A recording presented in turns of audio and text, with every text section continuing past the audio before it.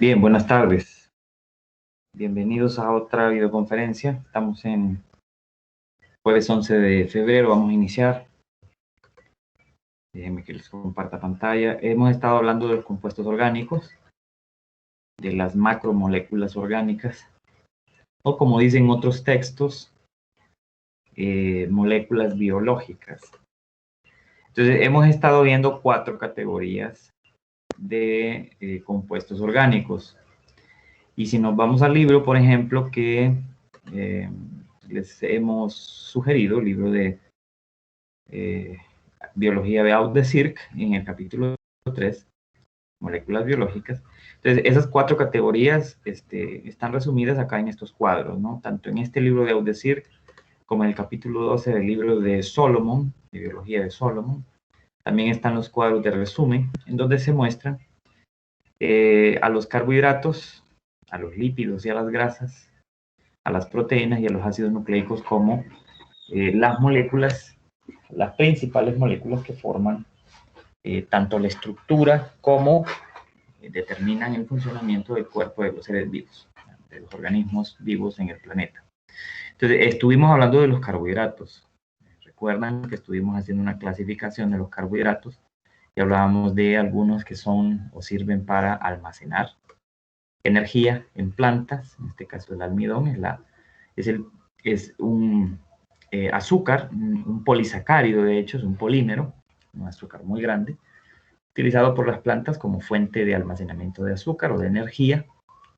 La celulosa, que es la fibra vegetal, que nosotros conocemos como fibra vegetal, la celulosa, que también es un polisacárido, pero a diferencia del almidón, que es un polisacárido de almacenamiento, la celulosa es un polisacárido estructural, igual que la quitina. La quitina también es un polisacárido estructural, solo que la celulosa es la que forma el cuerpo de la estructura de las paredes celulares de las células vegetales, y la quitina forma la estructura de las paredes celulares de los hongos y de organismos como los cangrejos o los crustáceos en general, o los insectos, que tienen un exoesqueleto duro que está formado en parte por quitina. Y el glucógeno, que es un polisacárido también de almacenamiento, pero en el cuerpo de los animales. El glucógeno es la forma como nuestro cuerpo, el cuerpo de nosotros los animales, almacena azúcar en el hígado y en los músculos esqueléticos, que son los músculos que están unidos a nuestros huesos. Entonces, recuerde que hay una clasificación de los azúcares como simples y complejos. Acabamos de mencionar o resumir a los complejos nuevamente, y los simples pues son o monosacáridos de 3 a 6 carbonos, o disacáridos, que son la unión de 2 monosacáridos por un enlace covalente llamado glucosídico, ¿verdad? Entonces, esto lo estábamos viendo estas clasificaciones. Y básicamente estábamos resaltando la importancia de las hexosas, ¿verdad? De esos monosacáridos llamados hexosas, de los cuales pues la glucosa es el más importante, porque es el más abundante y el que más se produce. Y además la glucosa es el azúcar simple que es utilizado como principal fuente de energía celular, de todas las células, de todos los organismos vivos del planeta. Pero también están la galactosa y la fructosa, que serían segundos lugares, digamos, después de la glucosa, no solamente en producción, sino que también en su utilización como fuente de energía. De los disacáridos mencionábamos que, bueno, como el metabolismo de nuestro cuerpo necesita azúcar y hay que digerir los alimentos que contienen azúcar, entonces hay enzimas digestivas para cada, en este caso, disacárido, para poderlo separar en sus monosacáridos que lo forman, y así aprovechar tanto la energía de los enlaces químicos como los átomos que sirven como materia prima para formar otras moléculas.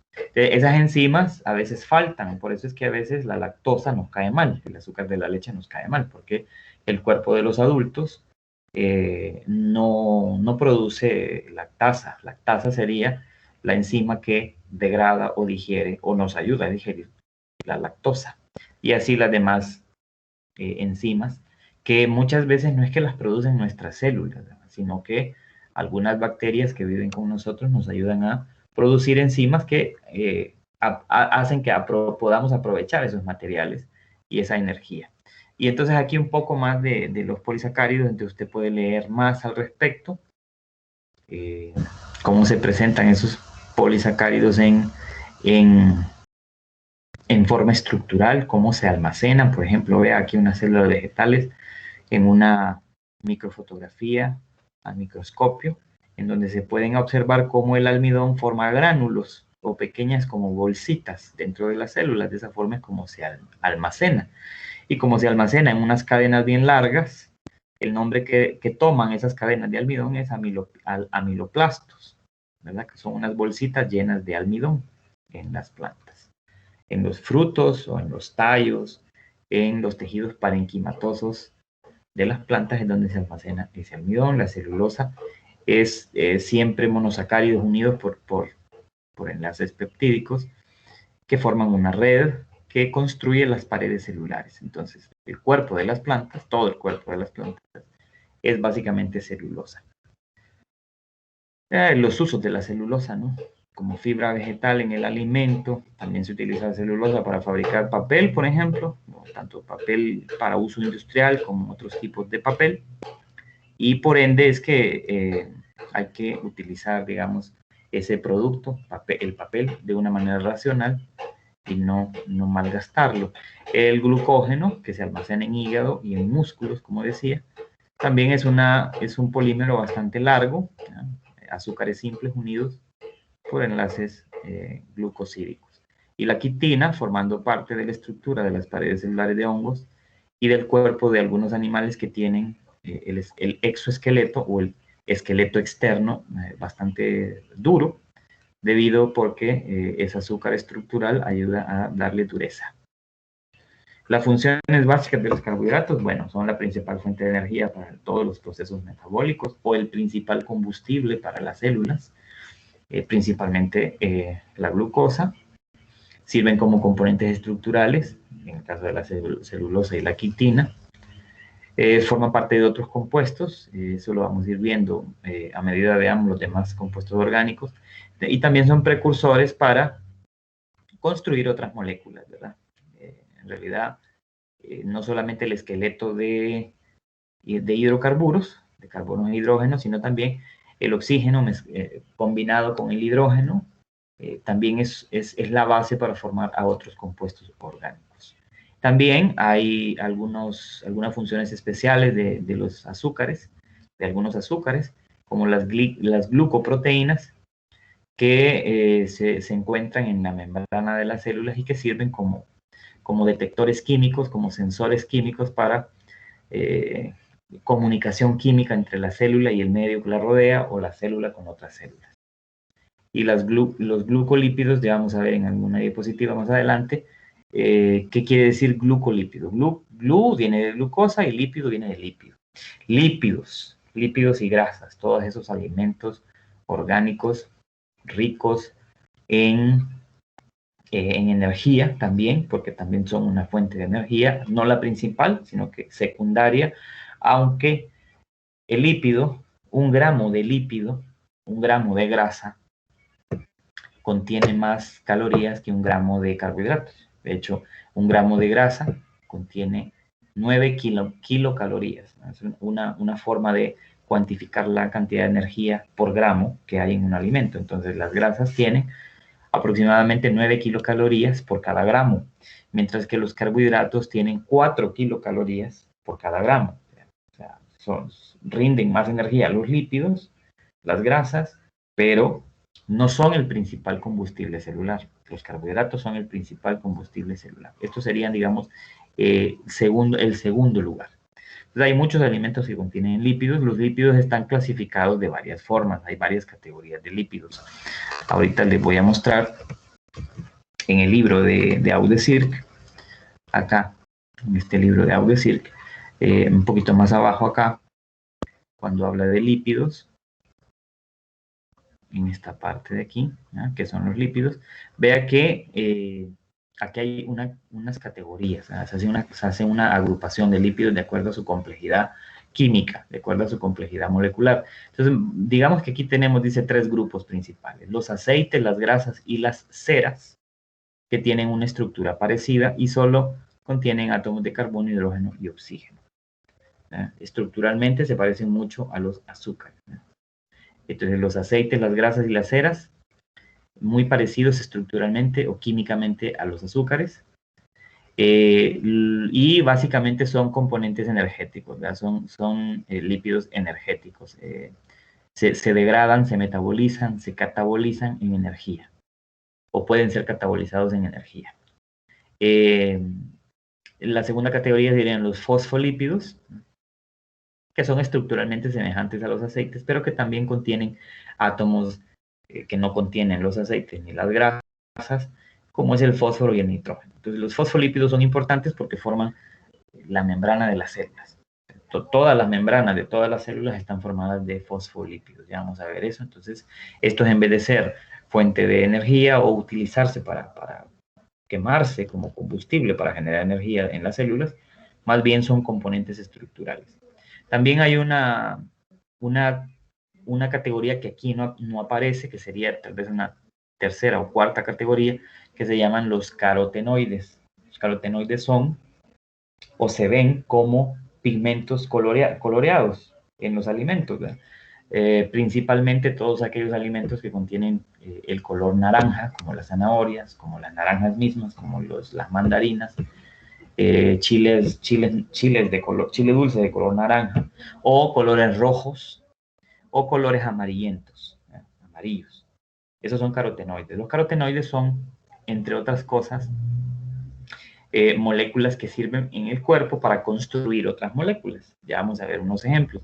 Y aparte de eso, sirven también como antioxidantes. Los antioxidantes son unas moléculas que ayudan al cuerpo a desintoxicarse de todos aquellos desechos que se producen del metabolismo celular, todos los desechos que quedan después de que absorbemos los nutrientes de la comida, son eliminados o en parte son utilizados los antioxidantes en el cuerpo para ayudar a eliminar esos desechos.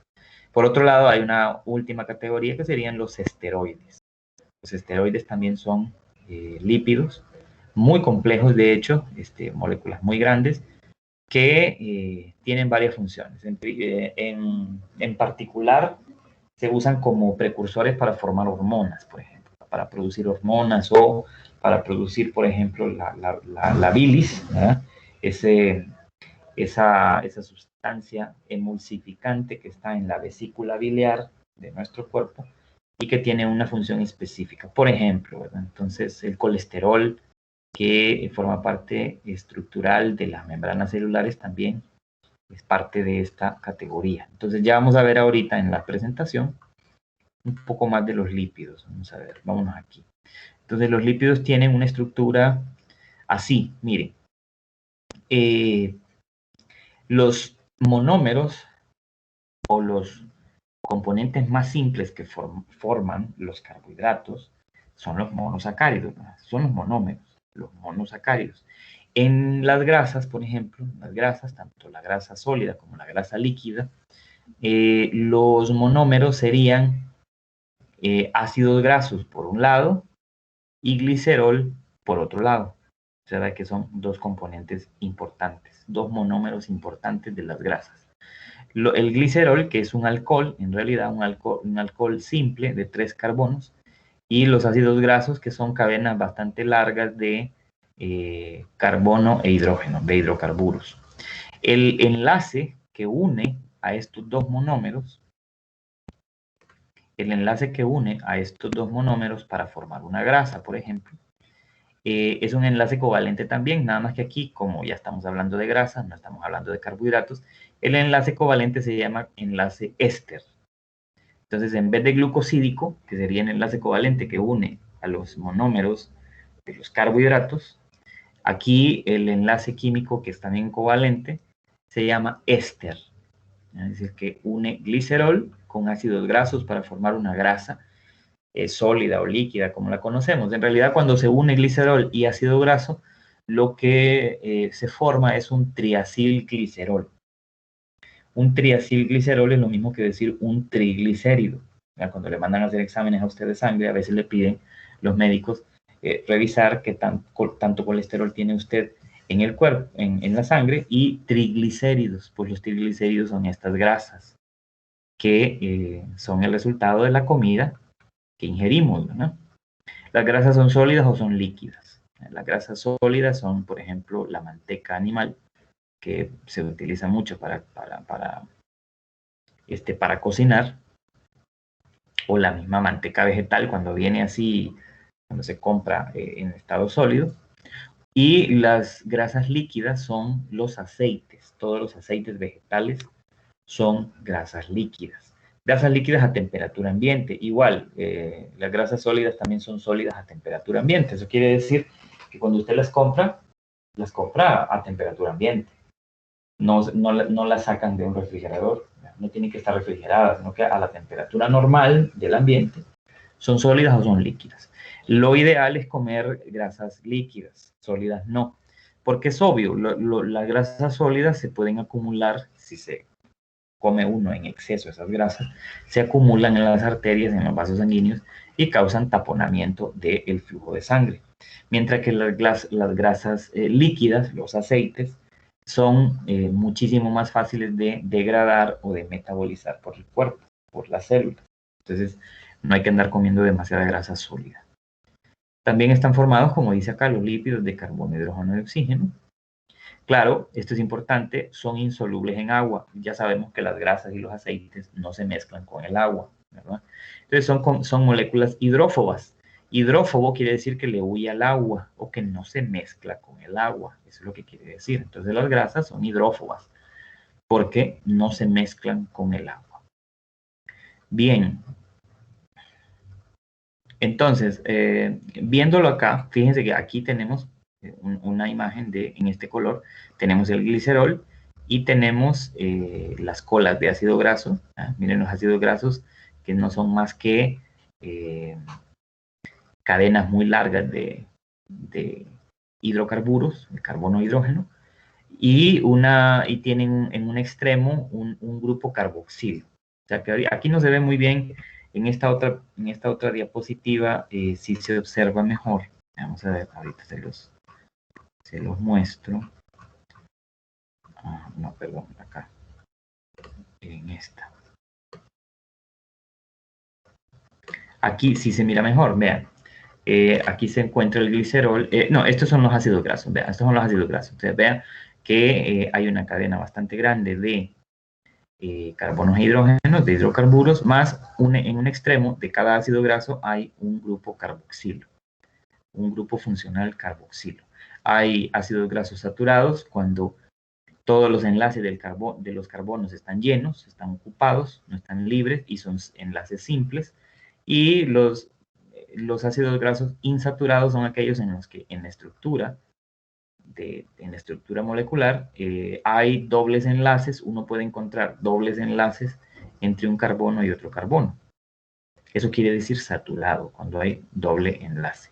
Puede ser que en esa cadena muy grande de decenas de complejos de carbono e hidrógeno, puede ser que encontremos más de un enlace doble, sino que encontremos 2, 3. Entonces, cuando hay más de un enlace doble, el ácido graso se le llama poliinsaturado. Como le digo, comúnmente las grasas líquidas son insaturadas y son mejores porque son mejor metabolizadas, o sea, son más fácilmente metabolizadas por el organismo. Aquí tenemos el glicerol, aquí tenemos los ácidos grasos. Entonces vea que para anabolizar o para que las células produzcan un compuesto graso o que formen un compuesto graso como un triglicérido, utilizan agua de por medio, claro. Miren, el grupo carboxilo reacciona con el OH del glicerol y en una reacción de condensación se unen con un enlace covalente llamado enlace éster. Y aquí se forma un triacilglicerol o un triglicérido. ¿Por qué tri? Porque tiene 3 colas de ácido graso. Por eso se llama triacilglicerol. Y eso es una grasa, que de hecho los triacilgliceroles son las grasas que realmente nosotros necesitamos como fuente de energía. Entonces, al metabolizarse esos triacilgliceroles, el cuerpo obtiene bastante energía. Ya mencionamos que rinde más energía una grasa que un carbohidrato. Esto ahorita no. Bien, los fosfolípidos. Fíjense que bueno, vamos a ver, voy a terminar con el tema de grasa en sí. A ver, voy a usar la otra presentación. Entonces, esto es importante remarcarlo. Estos ácidos grasos, cuando son saturados, es decir, cuando hay enlaces simples entre carbono y carbono, suelen ser sólidos a temperatura ambiente. O sea, son las grasas sólidas. Y los insaturados generalmente son líquidos a temperatura ambiente. Estos son los aceites. Pero ¿qué pasa con los aceites cuando se están utilizando mucho para cocinar una y otra comida? El mismo aceite. Que un aceite insaturado o una grasa insaturada se está saturando, es decir, se está volviendo sólida. Entonces, cada vez que usted usa el aceite para cocinar, usted está saturando más ese aceite y lo está volviendo sólido. Entonces, ¿qué pasa con eso? Problema porque está innecesariamente acumulando más grasas sólidas en su torrente sanguíneo y eso puede ser negativo. Entonces, el aceite 1 debe de ser sensato y utilizar solo la cantidad de aceite que va a utilizar para hacer una comida. No dejar que sobre y luego guardarlo y ese mismo volverlo a utilizar, porque entonces usted está saturando esa grasa y la está convirtiendo en sólida y eso no le ayuda a su salud.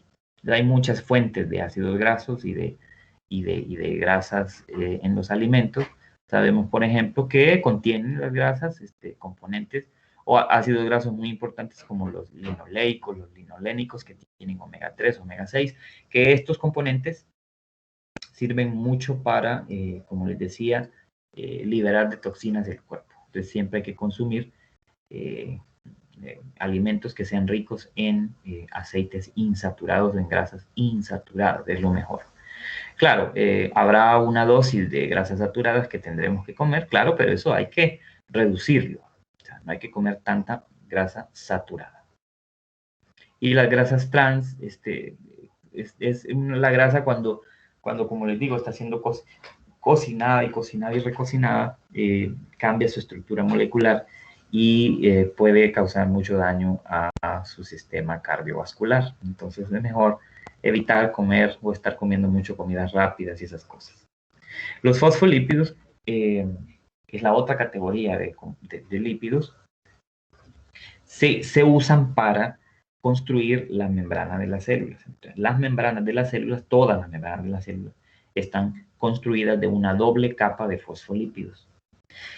Un fosfolípido básicamente tiene, digamos, si lo representamos así, tiene estas partes. Tiene una cabeza polar que es hidrofílica. Cabeza polar quiere decir que sus compuestos o sus átomos que lo forman tienen una cierta carga eléctrica y esa carga eléctrica resulta que, y esas características químicas son hidrofílicas, que quiere decir que se pueden mezclar con el agua. Todo lo que es hidrofílico es que es afín con el agua o que se puede mezclar con el agua. Toda molécula que sea polar e hidrofílica se puede mezclar con el agua. Entonces, si lo vemos así, vemos que esa cabeza polar está formada de componentes con fósforo, grupos fosfato, componentes nitrogenados y el mismo glicerol, que es el alcohol, está formando esa cabeza polar. Mientras que vemos estas colitas son los ácidos grasos que estábamos viendo hace poco. Los ácidos grasos no son polares y por no ser polares no se mezclan con el agua. Entonces son más bien, en vez de hidrofílico, son hidrofóbicos, no se mezclan con el agua. ¿Por qué es importante eso? Bueno, porque si vemos una doble capa de fosfolípidos que forma la membrana, nos damos cuenta de esta situación. Miren, nos damos cuenta de esta situación. De esto nos damos cuenta. Ups, perdón. De esto nos damos cuenta. Nos damos cuenta de que se ve así la doble capa de fosfolípidos. Entonces vemos que aquí hay una capa y aquí hay otra capa. Entonces vemos que hacia la parte donde esté el agua, hacia afuera de la célula o hacia el interior de la célula, vemos que están orientadas las cabezas hidrofílicas. ¿Por qué las cabezas hidrofílicas del fosfolípido están orientadas hacia el agua, tanto hacia el interior de la célula como hacia el exterior? Porque son la parte de la molécula de fosfolípido que se puede mezclar con el agua, que puede reaccionar químicamente con el agua. Mientras que las colas de ácidos grasos, vean aquí están las colas, no están en contacto directo con el agua, sino que están escondidas porque son hidrofóbicas, no se mezclan con el agua, no necesitan mezclarse con el agua porque no tienen esa función. Entonces, esta estructura, así esta doble estructura de fosfolípidos, doble capa de fosfolípidos que forma la membrana de las células, es la que hace posible que la célula pueda administrar todo lo que entra, todo lo que sale de ella. O sea, la membrana es el administrador de la célula. Es la estructura celular que hace posible que las células reconozcan los materiales que hay afuera, si son del cuerpo, si son extraños al cuerpo, si son iones o nutrientes que necesita para generar energía o elementos necesarios para construir enzimas, para construir hormonas, etcétera, etcétera, etcétera. ¿Cómo logra la célula eso? Lo logra a través de una serie de proteínas también. Todas estas rayas que ustedes ven aquí son proteínas de membrana. Las proteínas se asocian con la membrana, ya sean proteínas que se encuentran en el exterior, en la superficie exterior, ya sean proteínas que forman canales a través de la membrana o que están incrustadas en esa membrana y que su función, la función de todas esas proteínas es de ser como administradores, como porteros que identifican moléculas y una vez identificadas, permite que se dé una cierta reacción entre esa molécula y la célula. Y así es como la célula administra lo que entra, lo que sale, el agua, los nutrientes, los desechos, hacia afuera, hacia adentro, de acuerdo a sus necesidades. También los organelos celulares, todos los organelos celulares de las células eucariotas, están rodeados de membranas de fosfolípidos también, como lo vamos a ir viendo posteriormente. El siguiente, bueno, no, todavía nos hacen falta los carotenoides. Les mencionaba que los carotenoides, aquí están los carotenoides, son un tipo de lípido que se encuentran principalmente en frutas y verduras vegetales de colores naranja, amarillo, rojos o tonos de esos tres colores. Y son muy importantes porque por ejemplo, uno de los más conocidos es el betacaroteno. El betacaroteno es una molécula que es el precursor de la vitamina A. La vitamina A es un lípido. Entonces, la vitamina A en el cuerpo, cuando se metaboliza en las células, se usa para construir otra molécula llamada retinol. El retinol es una sustancia que hace que las células de la retina del ojo, en nosotros, los humanos, pero también en los animales, en otros animales, se capte mejor la luz por parte de la retina, que la retina reciba mejor la luz y procese mejor la luz que viene desde fuera. O sea, si hay retinol en el ojo, en la retina del ojo, producto de la vitamina A que viene del betacaroteno. ¿Y dónde está el betacaroteno? Está en los frutos y verduras vegetales de color naranja, como la zanahoria. Por eso es que ustedes escuchan que las zanahorias son buenas para la vista. Es totalmente cierto. ¿Pero por qué? No solamente la zanahoria, ¿verdad? Todos los demás frutos o verduras vegetales que tengan esos colores naranja, amarillo, naranja, rojo, tienen betacaroteno también. ¿Por qué son importantes para la vista? Lo que acabo de decir, el betacaroteno es un precursor de la vitamina A y la vitamina A es un precursor del retinol, que hace que el cuerpo reciba mejor la luz en la retina del ojo. No es mentira, no es mentira. Una dieta rica en zanahoria, por ejemplo, en un niño que está creciendo desde el año hasta los 5 o 6 años de edad, si ese niño tiene una buena dieta en betacaroteno y en otros carotenoides, lo más seguro es que ese niño tenga una vista 20/20.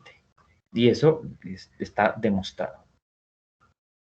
Entonces, aquí está lo que quería mostrarles en el libro de Solomon. Si aparece, que vea que esto es un carotenoide. Miren, este es el betacaroteno, esta estructura molecular que se mira aquí. Está formada por una serie de moléculas más pequeñas repetidas que se llaman isoprenos. Entonces, esos isoprenos se repiten varias veces y forman un betacaroteno. Esta es la estructura molecular del betacaroteno. Y parte de ese betacaroteno entonces se metaboliza como vitamina A y la vitamina A se metaboliza como retinol. ¿Sí? Entonces son importantes además como antioxidantes los carotenoides. O sea que ayudan a desintoxicar el cuerpo de aquellos desechos del metabolismo celular. Todos los desechos que quedan de la comida, del metabolismo de la comida, que no se han absorbido como nutrientes en las células, deben ser eliminados del cuerpo. Y parte de los que facilitan que se destruyan esas moléculas, a los cuales comúnmente las denominamos radicales libres, son los antioxidantes que comemos en los alimentos. Bueno, luego vienen los esteroides. Los esteroides son importantísimos porque los esteroides también se sintetizan a partir de unidades de isopreno. O sea que el isopreno sería como el monómero que forma a este tipo de lípidos llamados los carotenoides, pero también es el monómero que se necesita para formar este polímero llamado los esteroides. Y los esteroides, como el colesterol, ¿verdad?, tienen una gran importancia biológica, como también las sales biliares. Todos estos que les estoy mencionando son esteroides. El colesterol, las sales biliares y muchas de las hormonas, ¿verdad?, que hay en el cuerpo, como las hormonas reproductivas, ¿verdad?, el estrógeno, la progesterona y la testosterona, así como también otra hormona que se llama cortisol y otras más, como las que son sintetizadas por la corteza suprarrenal. El mismo cortisol es secretado o producida, esa hormona, por la corteza suprarrenal, o sea, por la parte de las glándulas suprarrenales que están encima de los riñones de uno. Entonces, ¿por qué los esteroides son importantes? Por ejemplo, el colesterol. ¿Por qué el colesterol es importante? Es un componente esencial de las membranas celulares en las células animales. En los animales, las células, aparte de fosfolípidos, están construidas también estructuralmente a partir de colesterol. Es el lípido estructural, es un lípido estructural. El problema es que cuando se acumula mucho colesterol en la sangre, puede causar ese problema de taponamiento de las arterias. Y el cortisol, que es una hormona que se produce en las glándulas suprarrenales, es la principal hormona del estrés. Es muy buena, es decir, es una hormona que tiene una función importante en el cuerpo. ¿Qué función? Ahorita lo vemos. Aquí está. Miren, aquí dice cortisol. ¿Qué hace el cortisol? Esa hormona que tiene un origen químico de lípido, es un lípido. ¿Qué hace ese cortisol? Regula el metabolismo, es como un mecánico que anda regulando, ajustando el funcionamiento de su metabolismo celular, mantiene la concentración de agua en el cuerpo, o sea, sirve para la estabilidad en la concentración de agua en los tejidos del cuerpo y contribuye de una u otra manera a la respuesta inmunológica. Ya vea que estas son algunos beneficios del cortisol. ¿Cuáles son los maleficios del cortisol? Bueno, pues si se produce demasiado, es la principal hormona del estrés. Cuando usted está estresado, se produce mucho cortisol y este tiende a acumularse en los tejidos grasos. Y cuando se acumula, causa una serie de problemas físicos y funcionales en el cuerpo. Entonces hay que evitar estresarse demasiado porque el cortisol se acumula en el cuerpo y está demostrado que, por ejemplo, el exceso de cortisol en el cerebro causa que usted pierda la memoria, no se concentre, no aprenda bien las cosas, tenga problemas de aprendizaje y una serie de cosas más. Por eso es que estudios han demostrado que, aquí en Honduras de hecho, estudios han demostrado que los niños o los jóvenes, muy jóvenes, 14 años por ejemplo, o adolescentes, que viven en lugares muy violentos, ¿verdad? Por ejemplo, los niños que viven en los alrededores de Tegucigalpa y Comayagüela, en esos barrios muy pobres, que están expuestos a mucha violencia por parte de los padres o por parte del ambiente donde están, tienen problemas de aprendizaje por eso, porque hay, ya se demostró, tienen demasiado nivel de cortisol en su cuerpo, en su cerebro, y eso hace que no tengan un buen prospecto de aprendizaje. Otras hormonas suprarrenales que son esteroides son las prostaglandinas, que entre otras funciones regulan la circulación de la sangre, la contracción del músculo liso, que es el músculo que forma, por ejemplo, el tracto respiratorio y el tracto gastrointestinal. También las prostaglandinas intervienen en la regulación de la temperatura del cuerpo, en la secreción de jugos gástricos o en la respuesta inflamatoria del cuerpo. Entonces, vean qué funciones más importantes las que tienen estas hormonas producidas en las glándulas suprarrenales. También las sales biliares son esteroides. ¿Y qué hacen las sales biliares? Se mezclan con las grasas que comemos, con los alimentos que contienen grasa, se mezclan y hacen que el cuerpo pueda metabolizar mejor la grasa. Entonces, por eso cuando a alguien le hacen una operación de vesícula y le sacan la vesícula, le cambian la dieta porque esa persona ya no está produciendo ni almacenando sales biliares que hacen posible que se pueda digerir mejor la grasa que usted come. Sí, esos son las sales biliares. Participan en la hidrólisis, en la degradación, en el catabolismo de los alimentos grasos. Las hormonas sexuales también son los esteroides precursores de su formación. Cuando hablamos de hormonas sexuales estamos hablando principalmente de estrógeno, de progesterona y de testosterona.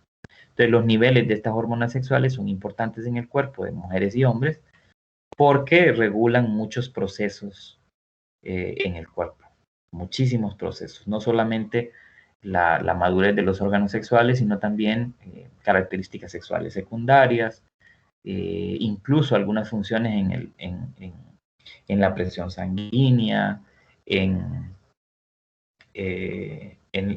la degradación de algunos componentes como el azúcar, en la conducta. Tienen un montón de funciones las hormonas sexuales. Bueno, el colesterol ya hablamos de él, importante, componente de membranas y también precursor de algunas hormonas. ¿Qué más era? Estos lípidos, las vitaminas, como la vitamina A, la D, la E y la K, son vitaminas liposolubles, o sea que están construidas a partir de lípidos. Y por tanto, esas vitaminas no se mezclan con el agua, no son afines al agua.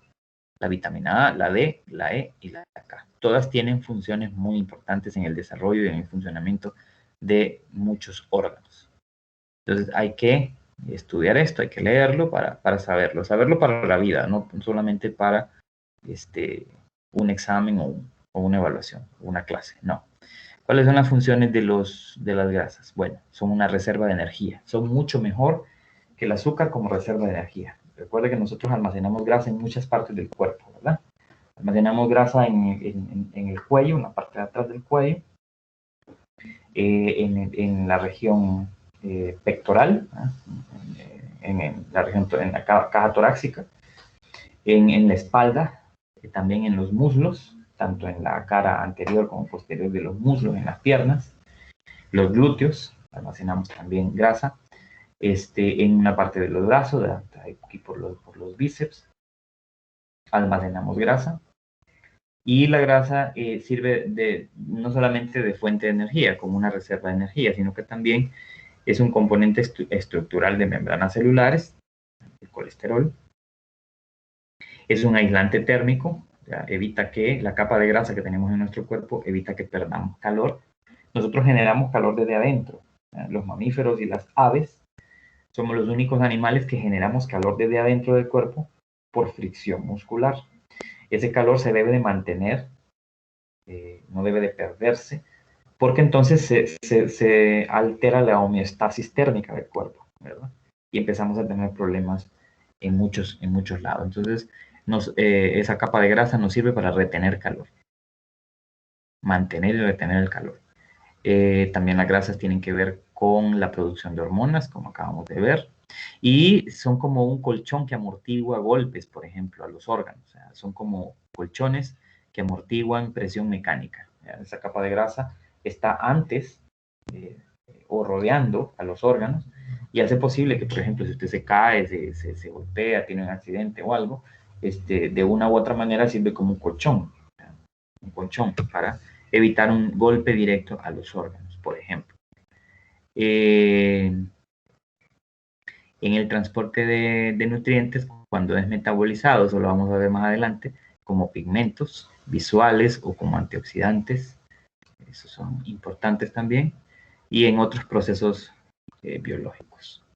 Las proteínas, bueno, estas son sumamente importantes. Hay que estudiar mucho de las proteínas porque las proteínas son los compuestos orgánicos que son más abundantes en el cuerpo de un ser vivo. De hecho, las proteínas son los compuestos orgánicos que tienen las mayores funciones en el cuerpo. Igual, encontramos las proteínas en los alimentos. Y las proteínas están formadas a partir de unidades más pequeñas, ¿verdad? Porque las proteínas en sí son los polímeros, ¿verdad? Son compuestos orgánicos muy grandes, son macromoléculas, pero están formadas a su vez de moléculas más pequeñas. Esas moléculas pequeñas que forman las proteínas se llaman aminoácidos, ¿verdad? Son las unidades básicas que forman las proteínas. O en otras palabras, son los monómeros que forman las proteínas. El polímero sería la proteína misma y los monómeros serían los aminoácidos que se unen ya no por enlaces glucosídicos, ya no por enlaces éster, porque no estamos hablando de grasa ni de azúcar, sino que estamos hablando de enlaces covalentes que se llaman enlaces peptídicos.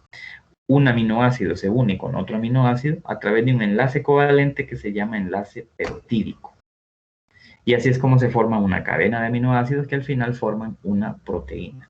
A diferencia de carbohidratos y grasas, aquí ya en vez de, ya no solamente hay carbono, hidrógeno y oxígeno, sino también se puede encontrar nitrógeno, incluso hasta azufre se puede encontrar en la estructura molecular de los aminoácidos. Entonces, los aminoácidos, cada aminoácido está formado en un extremo por un grupo amino, en NH2 o NH3, que por cierto, ese grupo amino, cuando el cuerpo metaboliza las proteínas, tiene que eliminarlo porque los aminos son tóxicos en el cuerpo. Después vamos a hablar de eso, ahorita no.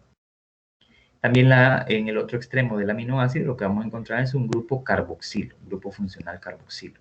Y en el medio vamos a encontrar un grupo R. Esto puede ser carbono unido con oxígeno, hidrógeno, o con azufre, con nitrógeno, o con otros elementos naturales más. Entonces hay muchos aminoácidos y se clasifican de la siguiente manera: aminoácidos esenciales y aminoácidos no esenciales. Los aminoácidos esenciales son aquellos que el cuerpo no puede producir, o sea que las células no los pueden fabricar por sí solas. Necesitamos entonces ingerir esos aminoácidos del alimento. Esos serían los aminoácidos esenciales. Usted tiene que ver cuáles son. No tenemos tiempo para ver todo eso ahorita.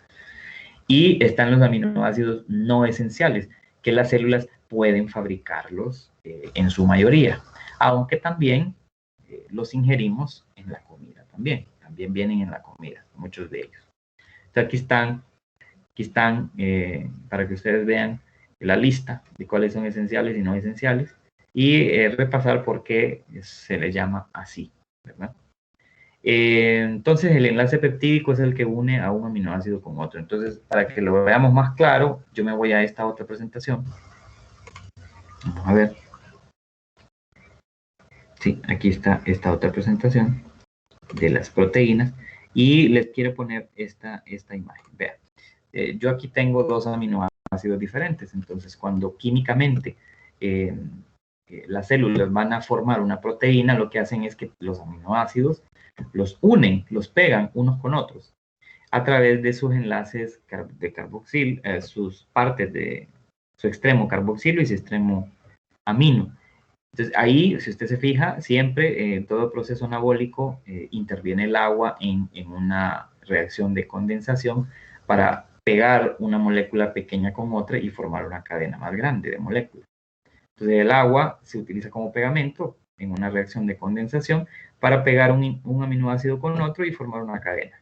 Y luego pegar otro,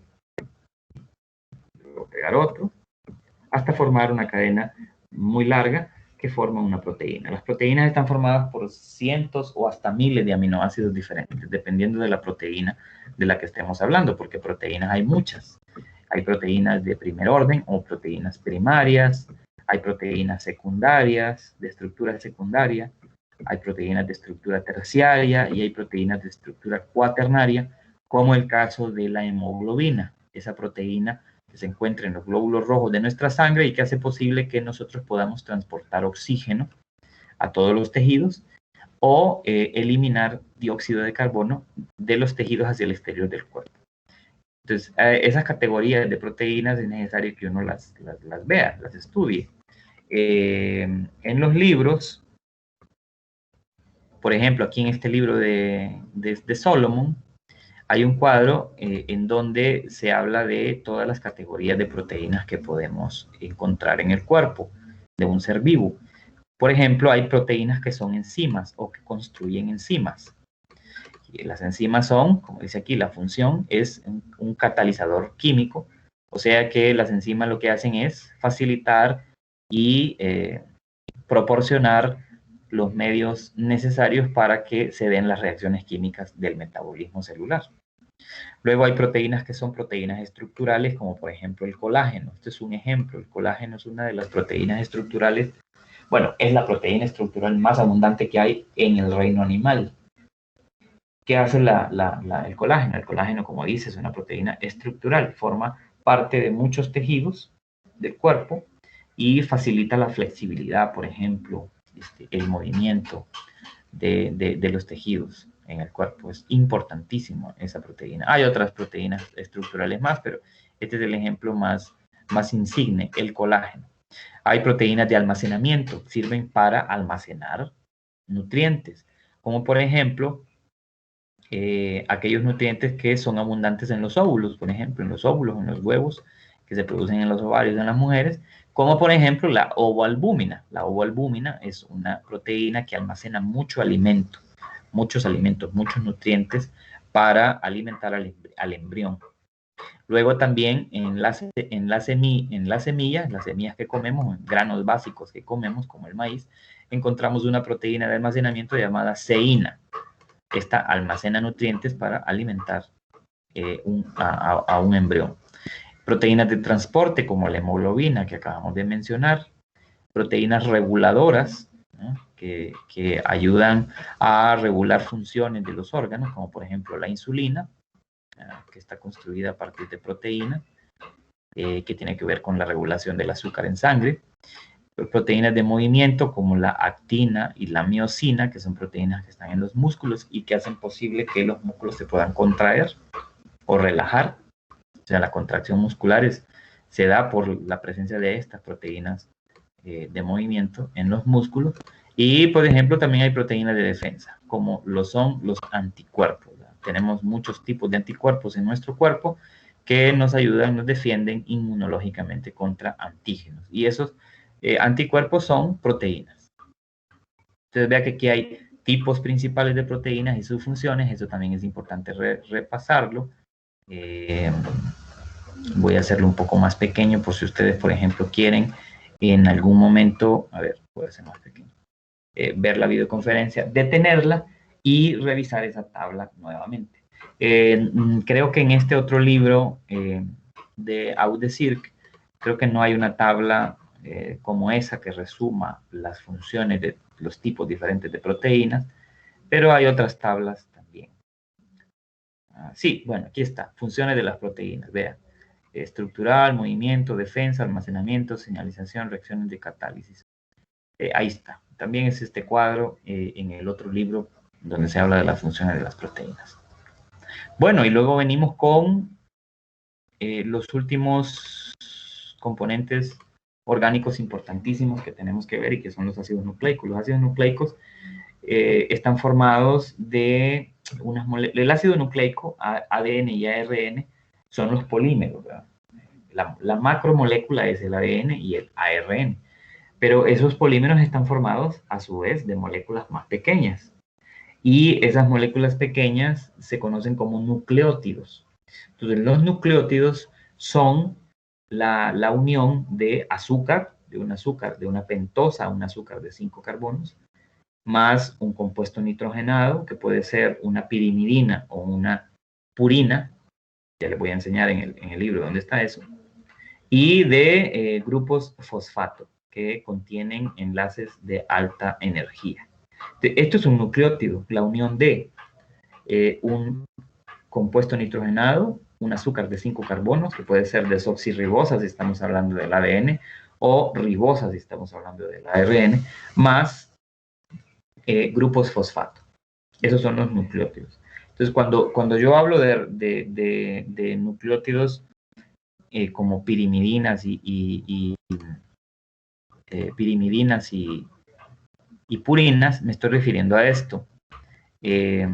Ahorita se los muestro aquí en este libro de audios de Solomon. Me estoy refiriendo a esto. A esto me estoy refiriendo. Aquí está. Entonces, las pirimidinas son compuestos nitrogenados que son de anillo simple. Anillo simple es así como la glucosa, ¿se acuerdan? Que formaba un anillo porque tenía 6 carbonos y esos carbonos se enrollaban, se unían así en una estructura tridimensional. Entonces vean que las pirimidinas son estructuras de anillo y las pirimidinas son la citosina, la timina y el uracilo.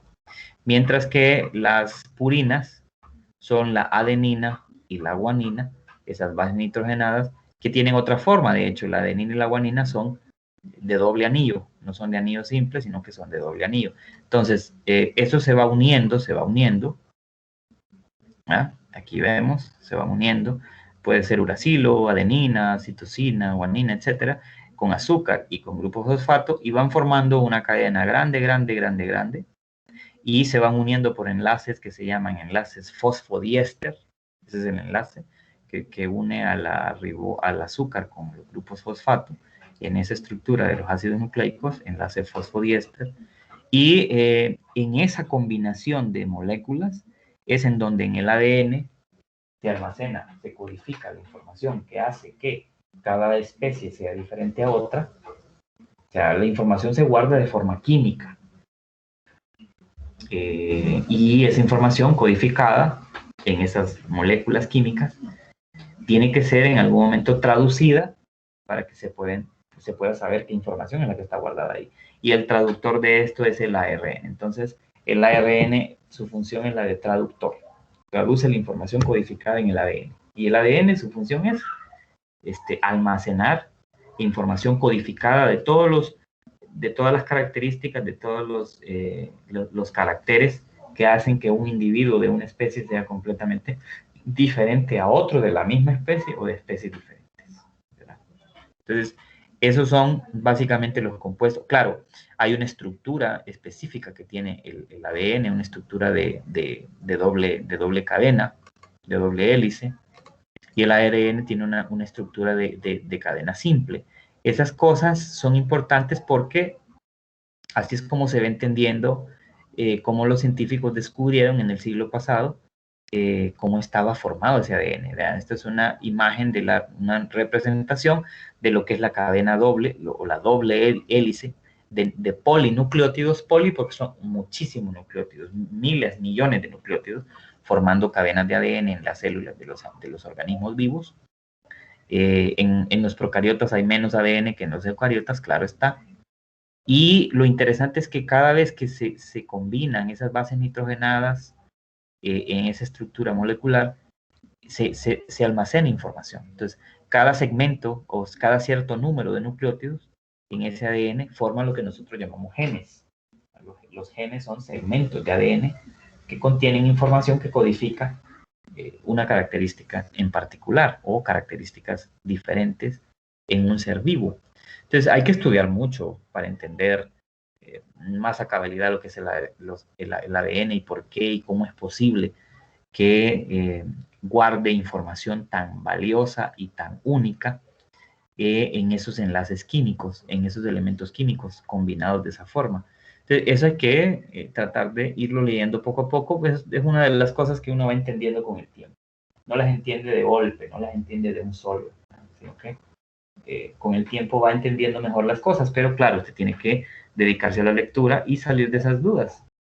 Entonces, la parte de átomos, cómo se forman los átomos y qué es un átomo y todo eso, igual léalo, búsquelo aquí en el libro y lea de cómo está formado un átomo, cuáles son sus componentes, la polaridad de sus componentes y los tipos de enlaces químicos que unen a un átomo con otro para formar moléculas. Eso búsquelo, porque recuerde que de acuerdo al calendario nosotros tenemos examen con ustedes el lunes, ¿no? 15 de febrero, de 4 a 6. ¿No? Recuerde, bases en el calendario, recuerde el calendario. Entonces hay que terminar de repasar lo que haga falta. Y yo si tengo algo más que subirle, yo siempre hago así como que reviso si puedo dar una ayuda más, ya sea en un video o en otras diapositivas. Subo la diapositiva, la subiría entre hoy y mañana temprano, si a un caso tuviera que agregar algo más, como video o una diapositiva más. Y siempre le voy a poner ahí, aparecería como actualizado el 11 de febrero de 2021, para que usted sepa que yo la subí hoy y que es una manera de resumirle algo o que de explicarle, ayudarle a entender mejor un tema de los que ya leyó o de los que vimos o tratamos de ver en estas charlas. A ver, alguien me escribe por acá.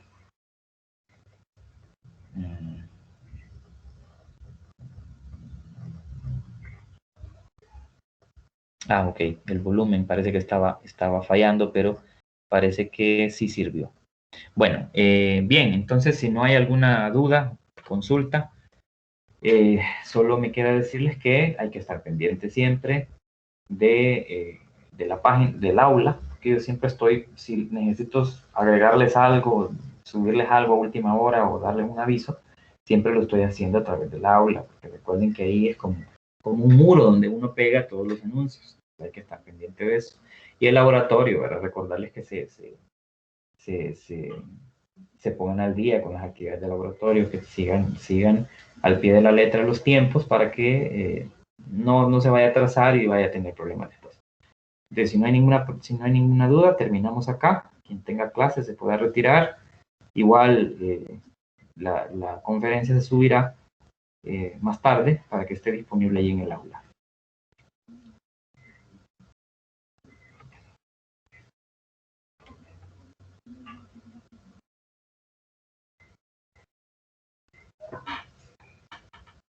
Gracias, Lee. Buenas tardes. Por nada, buenas tardes. Gracias a ustedes también por la asistencia. Que tengan buen día.